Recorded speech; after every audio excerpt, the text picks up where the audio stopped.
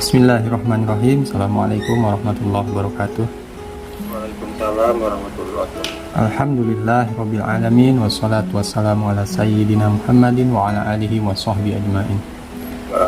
Kita sama-sama buka dengan membaca basmalah. Bismillahirrahmanirrahim. Tilawah sampai ayat 33 terakhir ya. Sekarang membaca ayat 34. Wa idkulna. Saya mulai ya. A'udzu billahi minasyaitonir rajim. Wa id qulna lil malaikati isjudu li adama fasajadu illa iblisa aba wastakbar wa kana minal kafirin. Baik, kita lanjut ke terjemah. Sekarang sampai kemarin tuh terakhir sampai ayat 5, sekarang ayat 6 ya. Inna sesungguhnya. Nah, jadi kalau ketemu inna di mana aja itu sesungguhnya. Dan inna itu nunnya selalu gunnah. 2 harokat ya. Inna ini di gunnah dengung. Alladzina apa alladzina? Udah kita sebut berkali-kali nih. Orang-orang yang kafaru, mereka kafir atau ingkar, mereka kafir, kafaru. Sawaun, sawa itu artinya sama. Alaihim, atas mereka. A sebetulnya apakah ya. Andarta itu kamu memperingatkan, hum mereka. Jadi apakah kamu memperingatkan mereka? Itu anzar tahum. Am atau lam tidak tunzirhum. Kamu peringati mereka. Kamu peringatkan mereka. La tidak yu'minun, mereka beriman. Ya. Baik, kita lanjut ke materi sedikit ya mengenai syirik nih. Kita sudah membahas syirik itu bahaya sekali ya buat kita. Intinya janganlah melakukan syirik itu karena akan sangat merugi. Karena syirik itu tidak diampuni, akan masuk neraka, merupakan perbuatan zolim. Apalagi jadi kita jauhilah sejauh-jauhnya perbuatan syirik. Nah sekarang apa saja yang termasuk perbuatan syirik? Nah kita akan lihat satu-satu ya, sedikit-sedikit. Yang pertama tentunya menyembah patung atau berhala, asnam ya, patung atau berhala. Sebagaimana dalam Al-Quran diceritakan, Allah Subhanahu Wa Taala memerintahkan pada Rasulullah untuk menceritakan kisah Nabi Ibrahim yang berdakwah kepada bapaknya agar menjauhi berhala. Dalam surat Maryam ayat 41-42, di sini dikatakan oleh Allah Subhanahu Wa Taala kisah Ibrahim dalam Al-Quran, sesungguhnya Ibrahim itu adalah orang yang sangat membenarkan, lagi seorang nabi. Nah, ketika itu Ibrahim berkata kepada bapaknya, wahai bapakku, mengapa kamu menyembah sesuatu yang tidak mendengar, tidak melihat, dan tidak dapat menolong kamu sedikit pun? Ya, yaitu berhala-berhala. Yang kedua, contohnya menyembah matahari. Ya. Kok adakah yang menyembah matahari? Ingat nggak? Teman-teman, adakah manusia atau bangsa yang menyembah matahari? Kalau zaman sekarang ada nggak? Jepang. Orang Jepang menyembah matahari ya, mengagungkan matahari. Nah, kalau zaman di dalam Al-Quran diceritakan itu kisah Ratu Bilqis ya, Ratu Bilqis yang ditemukan oleh burung hudhud yang termasuk dalam rombongan pasukannya Nabi Sulaiman. Ternyata satu kaum itu, satu bangsa menyembah matahari, itu Ratu Bilqis. Kemudian diajak Islam oleh Nabi Sulaiman. Termasuk benda-benda langit lainnya, itu komet, bulan, atau apapun benda-benda langit itu dilarang kita menyembahnya. Menyembah malaikat dan jin, ini kaum musyrikin Mekah itu menyembah patung berhala Lata, Uzza dan Manat karena menganggap ketiganya sebagai anak-anak perempuan Allah. Subhanallah ya. Maha suci Allah dari anggapan demikian. Kemudian menyembah para nabi ini ya, menganggap nabi itu adalah Tuhan atau anak Tuhan atau salah satu dari konsep Tuhan gitu. Ini juga merupakan satu perbuatan syirik ya. Ini terkait dengan ini Allah Subhanahu wa taala menjelaskan dalam Quran surat An-Nisa ayat 171. Sesungguhnya Al-Masih Isa putra Maryam adalah utusan Allah. Ya. Kemudian, nah disinilah dikatakan sesungguhnya telah kafirlah. Nah ya, laqad sungguh, laqad itu sungguh ya, laqad kafaro telah kafir alladzina orang-orang yang, nah alladzina yang ketemu lagi kita nih. Qalu mereka berkata, inna ya, inna ketemu lagi ya, inna sesungguhnya Allah huwa dia maksudnya Allah Al-Masih ibnu Maryam. Al-Masih ibnu Maryam artinya Nabi Isa ya, Nabi Isa bin Maryam. Waqala dan berkata, ia Al-Masih jadi Isa itu padahal Isa berkata, ya Bani Israel, hai orang Bani Israel, ubudullah, sembahlah Allah gitu. Padahal Nabi Isa berkata, sembahlah Allah, Robbi wa Robbakum, Tuhanku dan Tuhan kalian.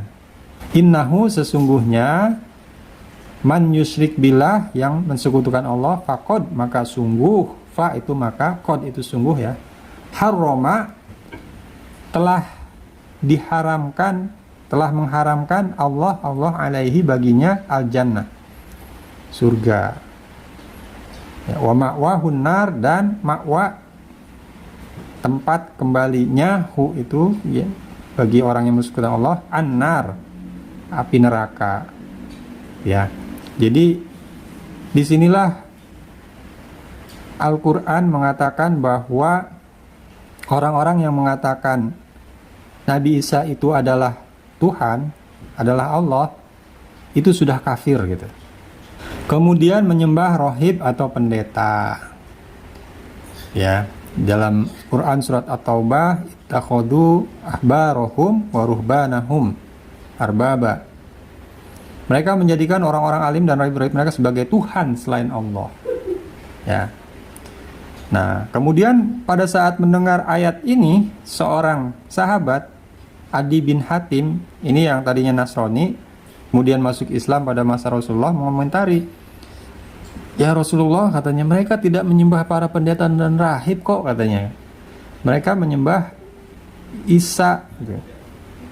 Kalau pendeta dan rahib nggak disembah gitu. Nah, kata Rasulullah apa? Betul. Tapi bukankah mereka, orang-orang alim dan para rahib itu telah menetapkan haram terhadap sesuatu yang halal dan menghalalkan sesuatu yang haram, kemudian mereka mengikutinya gitu. Jadi perbuatan mengikuti terhadap pengharaman sesuatu yang halal dan menghalalkan sesuatu yang haram artinya membolak-balikan hukum yang dilakukan oleh para rohib dan pendeta, itu merupakan perbuatan yang syirik gitu. Perbuatan menyembah para pendeta dan rohib itu ya. Ini hadis riwayat Ahmad, Tirmizi dan Ibnu Jarir. Kemudian yang keenam, menyembah togut, yaitu menyembah sesuatu selain Allah Subhanahu wa taala. Ketujuh, menyembah hawa nafsu, yaitu kecenderungan untuk melakukan keburukan. Ini ayatnya dalam surat Al-Furqan ayat 43, ara'aita man ittakhadha ilahahu hawahu apa anta takunu alaihi wakila. A, ini tadi kita sudah belajar. A itu apa artinya? Atau. Bukan. Kalau atau au. Apakah. Kalau atau au. Kalau A, apakah. A, ro'aita. Tak di sini kamu. Ro'aita, kamu melihat. Gitu. Apakah kamu melihat? Ya, aro'aita, atau diartikan secara bebas, bagaimanakah pendapatmu gitu, atau terangkanlah kepadaku. Kalau di dalam surat juz 30 ya yang sering kita baca, ara'aita alladzi yukadzibu bidin. Ara'aita, tahukah kamu, alladzi, orang-orang yang yukadzibu, mereka mendustakan bidin, terhadap agama gitu ya. Ara'aita alladzi yukadzibu. Man, tadi apa artinya man? Siapa ya? Ya, siapa. Jadi di sini Allah menjelaskan orang-orang yang menjadikan hawa nafsunya sebagai Tuhan. Dalam ayat yang lain juga ada surat Al-Jathiyah 23, afara'aita man ittakhadha ilahahu hawahu, kurang lebih sama. Nah, kemudian syirik itu dikelompokkan menjadi syirik besar dan syirik kecil gitu ya. Dan dari keduanya ini juga ada yang nampak zahir ya, ada yang tersembunyi khafi. Syirik besar adalah tindakan menyekutukan Allah dengan makhluknya. Ini dikatakan syirik besar karena tidak akan diampuni dosanya dan tidak akan masuk surga. Inilah yang difirmankan oleh Allah Subhanahu wa taala dalam Quran surat An-Nisa ayat 116, "Innallaha la yaghfiru ayyushraka bihi wa yaghfiru ma duna dzalik liman yasha."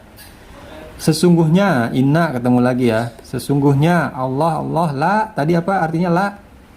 Tidak. Yaghfiru, dia mengampuni, an, terhadap yushraka ya, dosa menyekutukan bihi dengannya, wa yaghfiru, padahal ya Allah mengampuni ma, apa-apa, duna dzalik, selain itu, dosa selain itu diampuni ya. Syirik besar yaitu menyekutukan Allah dengan sesuatu. Ini ada yang terlihat, ada yang tersembunyi. Syirik besar yang terlihat adalah yang tadi, menyembah binatang, matahari, bulan, patung, batu, pohon, manusia gitu ya. Kemudian jin dan setan. Syirik besar yang tersembunyi contohnya meminta kepada orang-orang yang sudah mati, bahwa dengan keyakinan bahwa mereka bisa memenuhi apa yang diinginkan gitu. Jadi yang kemarin saya contohkan, berdoa kepada nabi itu juga tidak boleh. Di makam Rasulullah itu biasanya ada askar, tentara, petugas itu yang selalu mengingatkan haj katanya, la gitu. Maksudnya jangan berdoa kepada nabi gitu. Terutama orang Indonesia ya, kalau di depan makam nabi itu begini kepada ini ya. Takutnya berdoa bukan kepada Allah gitu, takutnya meminta kepada nabi, itu nggak boleh. Apalagi datang ke kuburan yang bukan nabi, ulama kah, atau yang disebut waliullah, atau bahkan siapa gitu ya, tokoh-tokoh itu, kemudian meminta kepadanya, kepada orang yang sudah dikubur itu. Nah, ini merupakan perbuatan syirik ya, tidak boleh kita meminta kepadanya. Kemudian yang tadi juga termasuk yang khafi ya, menjadikan seseorang sebagai pembuat hukum yang dapat menghalalkan dan mengharamkan layaknya Allah Subhanahu wa taala. Jadi menghalalkan dan mengharamkan sesuatu itu adalah hanya wewenang Allah Subhanahu wa taala. Jadi kalau ada pendeta, rohib dan sebagainya yang kemudian menghalalkan sesuatu yang sudah diharamkan oleh Allah atau sebaliknya, dan kemudian ada orang yang mengikuti, dan orang yang mengikuti ini itu dianggap sebagai perbuatan menuhankan si rohib atau menyembah si rohib atau pendeta ini gitu, kurang lebih. Ini termasuk syirik yang khafi. Nah, kemudian syirik kecil itu tindakan yang mengarah pada syirik tapi belum sampai ke tingkat keluar dari tauhid. Ini juga terbagi dua, yang zahir dan yang khafi ya. Ini yang zahir berupa lafal misalnya, bersumpah dengan selain Allah. Nah, ini sering kita dengar ya. Demi Allah, ini udah benar kalau demi Allah. Demi Allah itu udah benar. Demi Rasulullah, nah ini gitu ya. Demi Rasulullah itu kan selain Allah, itu nggak boleh. Itu karena Rasulullah SAW mengatakan, man kana halifan falyahlif billah. Siapa yang bersumpah maka bersumpahlah karena Allah, dengan nama Allah. Auliyasmut, atau nggak usah sumpah lah, diam aja gitu. Ya, jadi terhadap selain Allah itu nggak boleh sumpah gitu ya. Atau dalam hadis yang lain Rasulullah SAW mengatakan man halafa bi ghairillah faqad kafar au asyrok, ia telah kafir atau syirik. Ya. Kemudian ar-ruqa, ruqyah ya, mantra jampi yang di dalamnya terdapat permohonan bantuan kepada selain Allah. Rasulullah mengatakan inna ruqa wa tamaim wa tawalah syirkun. Sungguhnya ruqyah, azimat dan pelet itu syirik gitu. Nah, khusus untuk ruqyah ya, ini Rasulullah SAW itu pada saat seorang sahabat bertanya, "Ya Rasulullah, kami dulu itu biasa meruqyah. Bagaimana menurut pendapatmu?" Kemudian Rasulullah menjawab, "Coba tunjukkan padaku ruqyah mantra kalian itu." Tidak mengapa mantra itu selama tidak mengandung kesyirikan, artinya tidak mengandung permintaan bantuan kepada selain Allah atau mengandung keyakinan bahwa sesuatu selain Allah yang membantunya gitu, atau yang entah menyembuhkan atau apa gitu. Itu ya, jadi ruqyah-ruqyah itu. Nah, sekarang muncullah kemudian ruqyah syariah, yaitu pembacaan mantra-mantra yang berasal dari ayat-ayat Al-Quran yang memang berdasarkan hadis Nabi Muhammad SAW itu pernah terjadi gitu. Contohnya Al-Fatihah ya, ayat kursi, kemudian Qul huwallah, terus yang 3 itu ya, 3 surat pendek terakhir itu memang ada riwayatnya. Kemudian yang berupa perbuatan ini mengalungkan jimat ya. Mengalungkan jimat ini di beberapa adat tertentu itu biasa mengalungkan jimat di perutnya anak-anak gitu, atau di tangan atau di mana ya gitu, dengan keyakinan bahwa jimat itu bisa memberikan keselamatan, keberkahan, perlindungan dari gangguan-gangguan, baik itu makhluk yang goib ataupun makhluk yang tidak goib. Nah, itu perbuatan yang syirik ya. Man alaqa tamimatan faqad asyrok, siapa yang menggantungkan tamimah atau jimat maka ia berlaku syirik. Sihir ini juga syirik ya, tidak boleh. Siapa yang berbuat sihir itu udah berbuat syirik. Siapa yang menggantungkan sesuatu kepada sesuatu, maksudnya maka dia diserahkan kepada sesuatu itu, tidak akan ditolong oleh Allah gitu ya.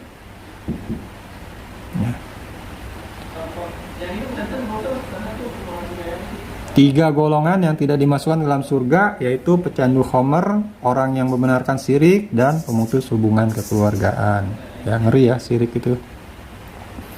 Kemudian mendatangi dukun, man ata kahinan fasaddaqah, siapa yang ata mendatangi kahinan, kahin, dukun, fasaddaqahu, maka dia membenarkan dukun itu, bima yakul, terhadap perkataannya, faqad, maka sungguh kafaro, kafir, bima, terhadap unzila ala Muhammad, terhadap Al-Quran ya, terhadap apa yang telah diturunkan kepada Nabi Muhammad SAW. Atau dalam hadis lain disebutkan, man ata'arofan fasa'alahu an syai'in fasaddaqahu lam tuqbalahu salatun arba'ina yauman. Siapa yang mendatangi tukang ramal kemudian bertanya sesuatu dan ia mempercayainya, maka tidak akan diterima sholatnya selama 40 hari. Nah, itu ya. Ini coba kita perhatikan ya, kalau zaman sekarang nih, kalau kehilangan itu pasti ada aja yang nyaranin, "Pak, datang aja ke orang pinter, tanya," gitu. Ya, pasti ada tuh yang nyaranin gitu. Nah, ini bahaya. Bisa masuk ke dosa syirik ya. Nah, kenapa orang yang percaya dukun atau peramal telah dianggap kufur? Karena ia mengingkari firman Allah dalam surat An-Naml ayat 65. Kul, katakanlah, la, tidak ya. Ini la ketemu terus. Ya, lamu, mengetahui, man fis samawati wal ard, siapa yang ada di langit dan bumi, al-ghaiba, yang gaib, kecuali Allah ya. Atau katakanlah, tidak ada yang mengetahui yang gaib, siapapun yang ada di langit dan bumi, hanya Allah yang mengetahui itu. Atau di dalam ayat yang lain itu dikatakan wa indahu mafatihul ghaibi la ya'lamuha illahu. Ya, dan pada sisi Allah lah mafatih, kunci-kunci ya. Al-ghaib, yang ghaib. La ya'lamuha, tidak mengetahuinya illahu, kecuali ia, kecuali Allah gitu. Itu disebutkan. Nah, kemudian yang lain lagi bentuk kesyirikan adalah penyembelihan kurban untuk selain Allah Subhanahu wa taala. Ya. Jadi kurban itu, menyembelih sesuatu itu hati-hati ya. Masih ingat nggak? Saya pernah cerita ada Rasulullah SAW dalam salah satu hadis menceritakan ada 2 orang. Yang pertama masuk surga, yang kedua masuk neraka. Dua-duanya karena seekor lalat. Sahabat bertanya, kok bisa ya Rasulullah? Nah, Rasulullah cerita. Jadi pada mendahulu ada satu kaum yang kalau ada orang yang lewat di situ itu dicegat sama mereka, dimintai oleh mereka sesembahan berupa sembelihan untuk Tuhannya mereka itu, entah berhala atau apa. Kalau ada sembelihannya boleh lewat, kalau tidak ada dibunuh. Nah, orang pertama mau lewat disuruh menyembelih.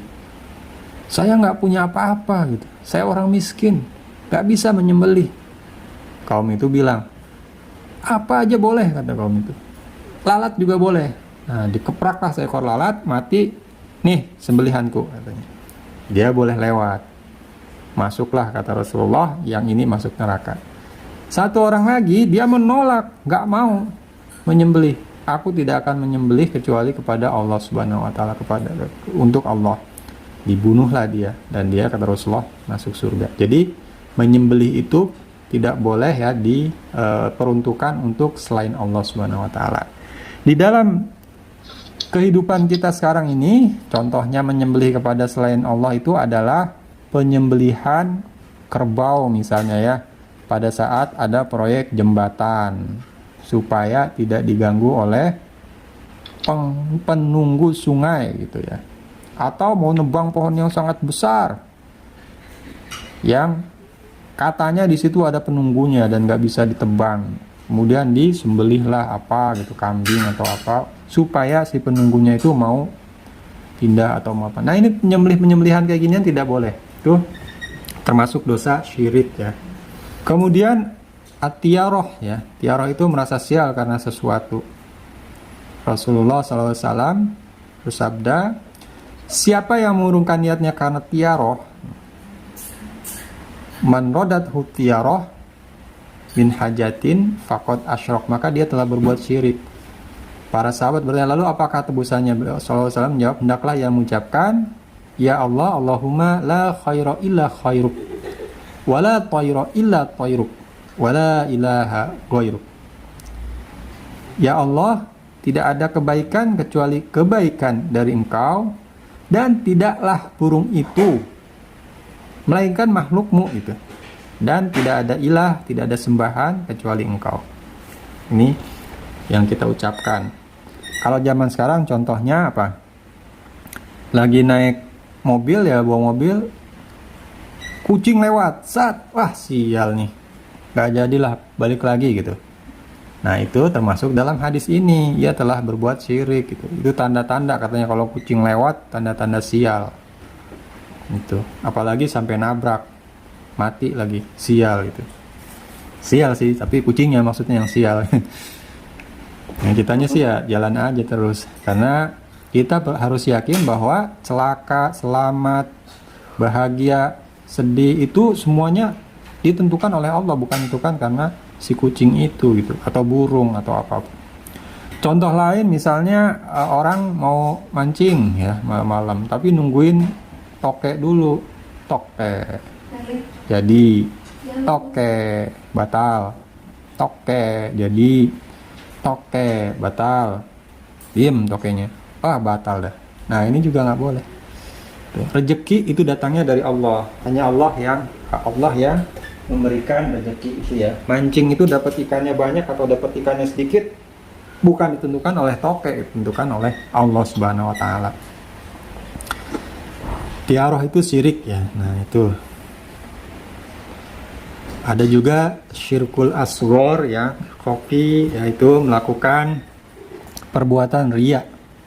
Riya itu adalah melakukan suatu perbuatan karena ingin dilihat atau didengar orang lain agar mendapatkan pujian. Itu ya. Ini yang juga merupakan satu hal yang cukup berat ya. Riya ini syirkul asghar, termasuk syirik kecil yang khafi, yang tersembunyi, hanya hati kita aja yang mengetahui itu. Rasulullah SAW bersabda, sesungguhnya ketemu lagi, akhwafa ma akhafu alaikumus syirkul asghar, katanya, yang paling aku takutkan atas kalian itu adalah syirik kecil, yaitu riya. Nah, Allah akan mengatakan kepada mereka pada hari kiamat, tatkala memberikan balasan atas amal manusia, pergilah pada orang-orang yang kalian berbuat riya pada mereka di dunia ini, dan mintalah balasannya kepada mereka, maksudnya gitu.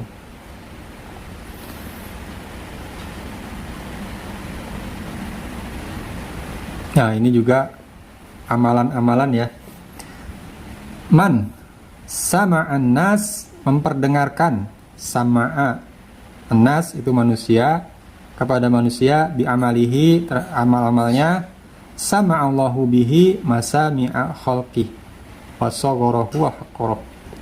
Allah akan menyiarkan aibnya telinga-telinga hambanya. Allah rendahkan dia dan menghinakannya, gitu ya. Ini yang juga perlu kita hati-hati ya. Misalnya hari Senin kita puasa, sore-sore jalan pulang ke rumah sambil lihat di KRL ada es kelapa, langsung pasang status, wah buka puasa pakai es kelapa enak nih, foto jebret gitu. Ya, ini kalau niatnya mau memperlihatkan atau mendengarkan kepada orang bahwa kita puasa, nah kita masuk ke dalam hadis ini. Gitu ya, secara tidak disadari kita ingin orang tahu gitu, wah kita ini sedang berpuasa nih, Senin Kamis gitu. Ya. Banyak ya sekarang di media sosial itu yang memudahkan kita untuk berbuat riya dan sum'ah ini ya, memperdengarkan atau membanggakan, mempertontonkan amal-amal kita gitu ya. Itu memang amalan hati yang perlu kita latih ya untuk bisa kita mengendalikannya. Baik, itu mungkin terkait dengan syirik ya. Kesimpulannya ini yang kalau tadi ya kita bacakan itu kan langsung bentuk-bentuk perbuatannya ya.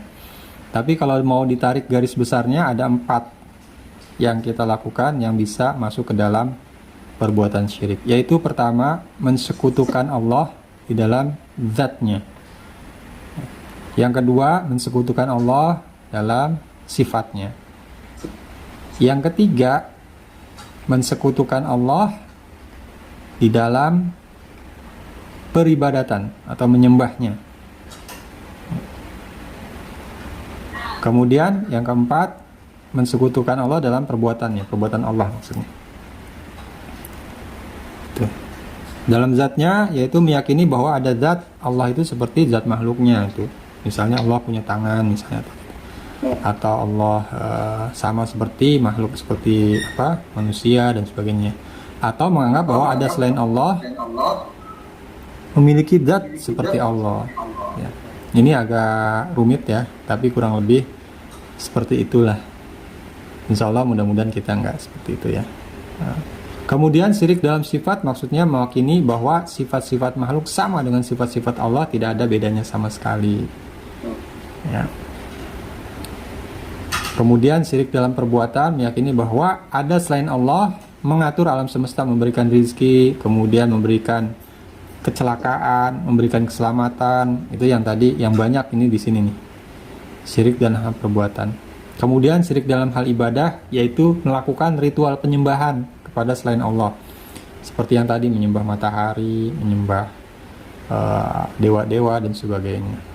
Ya, 4 itu garis besarnya, bentuk-bentuknya tadi yang sudah kita bahas secara detail. Ada pertanyaan? Pak Ustadz, ya. Ada pertanyaan, ada beberapa nih. Silakan. Tadi kan berdoa itu hanya kepada Allah, Pak Ustadz ya. Ya. Bahkan kepada Nabi pun kita tidak boleh berdoa. Meminta kepada Nabi. Nah ini hubungannya itu kan kalau misalnya kita bersolawat kepada Nabi, itu mengharapkan supaya kita itu mendapatkan syafaat di hari akhir gitu. Iya. Di kiamat itu. Apakah itu juga termasuk berdoa kepada Nabi atau gimana gitu Pak Ustadz ya? Tidak. Tetap dari Allah kan syafaatnya itu Nabi yang meminta kepada Allah, Allah yang memberikan keselamatannya kepada kita, Allah yang memberikan gitu. Dengan bantuan tadi Nabi yang memintakan kepada Allah. Beda ya? Jadi niatnya tetap berdoa kepada Allah. Betul. Salawat itu justru mendoakan Nabi. Iya. Salawat itu kita justru mendoakan Nabi Shallallahu Alaihi Wasallam. Itu. Tapi kita berharap bahwa Nabi akan menolong kita gitu. Betul. Nantinya di hari kiamat nanti, bukan pada saat ini ya. Oh Nabi ya, tolong aku berikan kekayaan gitu. Enggak. Karena itu merupakan suatu hal yang memang dimungkinkan secara diceritakan gitu, maksudnya ada dasarnya, landasannya. Ini yang kedua Pak Ustadz ya. Ya. Tadi bersumpah juga harus atas nama Allah gitu ya. Nah ini saya banyak mendengar atau melihat misalnya beberapa tokoh-tokoh yang misalnya menyebutkan demi Rasulullah gitu, atau di film juga, film-film yang dari sejarah Nabi gitu, ada beberapa orang yang bersumpah demi Rasulullah gitu. Nah ini termasuk apa gitu Pak Ustadz? Itu mungkin sebelum kejadiannya sebelum munculnya larangan-larangan ini. Ya, misalnya kalau di film-film itu, tapi kalau yang banyak kita dengar sih wallahi gitu kan. Demi Allah gitu. Wallahi gitu. Yang banyak sih kita dengar seperti itu. Ya memang saya juga dulu kecil demi Allah, demi Rasulullah gitu, sering banget dengar seperti itu. Ada demi Rasulullah. Nah itu kita berhentikan aja demi Rasulullahnya mulai sekarang, karena kita udah tahu kan, jangan mengucap sumpah itu demi selain Allah.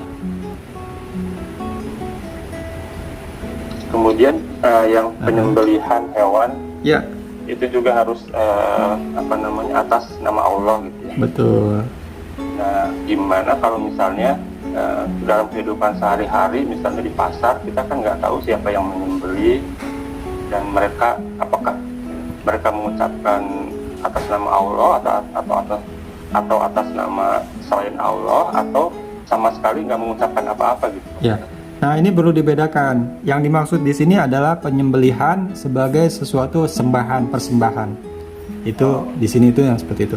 Kalau yang penyembelihan dengan nama Allah, dengan menyebut nama Allah, atau dengan menyebut nama yang lain, atau tidak menyebut apa-apa, itu nanti masuknya ke hukum fikih. Itu kalau menyebut nama Allah itu halal, bismillah gitu. Kalau menyebut nama Allah, sembelih bismillah wallahu akbar, nah dia jadinya halal. Tapi kalau tidak menyebut nama Allah atau bahkan menyebut nama yang lain, itu jadinya haram, karena dalam Quran seperti itu disebutkan bahwa sembelihan yang tidak disebutkan nama Allah itu termasuk yang haram, walaupun hewannya hewan yang diperbolehkan seperti kambing atau ayam gitu. Itu beda. Nah, yang dibahas di sini adalah sembelihan sebagai satu persembahan. Ya. Contohnya kayak menyembelih waktu mau proyek jembatan, atau mau bangun gedung, atau mau merobohkan pohon, atau macam-macam lah gitu. Itu yang kan itu sebagai persembahan ya kepada sesuatu selain Allah. Nah itu yang jatuh ke dalam dosa syirik. Mudah-mudahan cukup jelas ya materi yang sangat penting ini bagi kita, karena menentukan keselamatan selama-lamanya ini. Ya, dosanya tidak diampuni, masuk neraka, aduh ngeri banget deh. Baik, kita akhiri dengan sama-sama membaca doa kafaratul majlis. Subhanakallahumma bihamdika asyhadu an la ilaha illa anta astaghfiruka wa atubu ilaik. Alhamdulillahirabbil alamin. Kurang lebihnya saya mohon maaf. Billahi taufiq wal hidayah. Assalamualaikum warahmatullahi wabarakatuh.